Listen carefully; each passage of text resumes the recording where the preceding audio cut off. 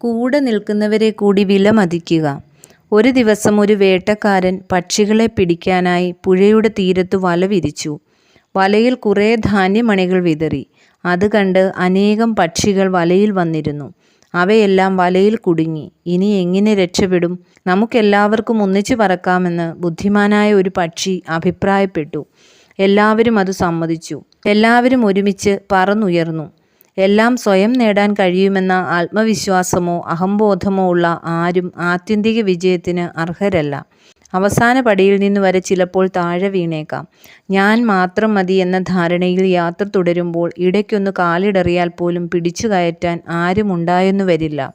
കൂടെയുള്ളവർ ആരെന്നും അവർ എങ്ങനെ എപ്പോൾ ഉപകരിക്കും എന്ന് കണ്ടെത്തുന്നവരാണ് യഥാർത്ഥ മത്സരക്ഷമതയുള്ളവർ.